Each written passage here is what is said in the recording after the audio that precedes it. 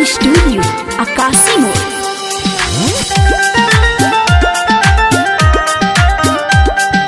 Music by Ramesh Rasila.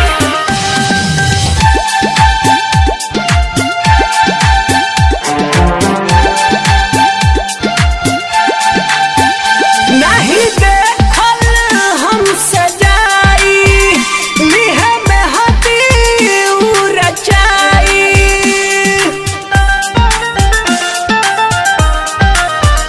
नहीं देखल हमसे जाई लिहे में हती रचाई।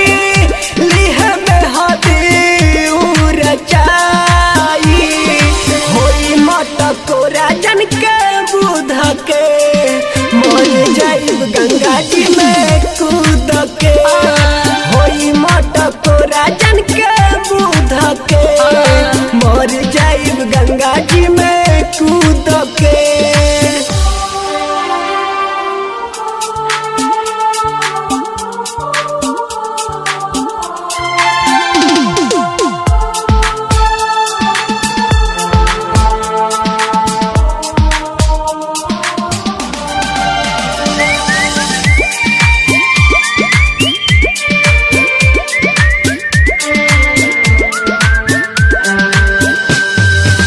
घुट घुट के ना जिंदगी बिताइब साहब नाही सीताम हो। जान मर के भी ना भूल पाइब दिहली ऐसन बाम हो।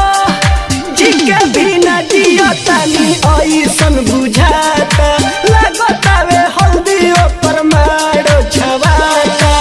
चारू ओरी छपले बा गम के बदरिया मन करे फूक दही गौआ नगरिया। पहिले याद रहे कोरी देहिया कोरिया हो गइल देखू सुख के। होई मटकोरा जन के बुध के मर जाइब गंगा जी में कूद के। होई मटकोरा जन के बुध के मर जाइब गंगा जी में कूद के।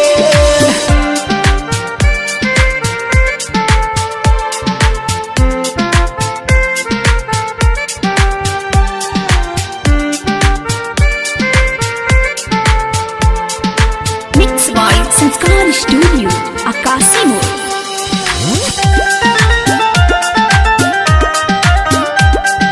Music by Ramesh Rasila.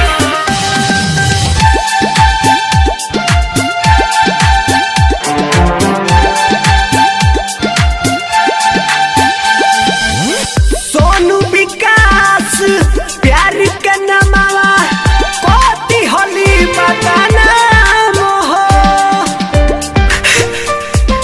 जान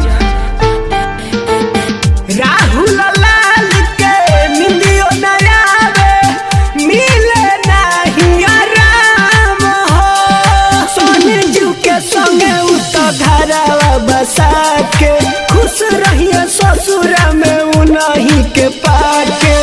हमके बनाई के पागल दीवाना हो जई है ऊ हमसे बेगाना। केतना ले कहीं सुनो रमेश रसीला मजली है पिया संगे सूत के।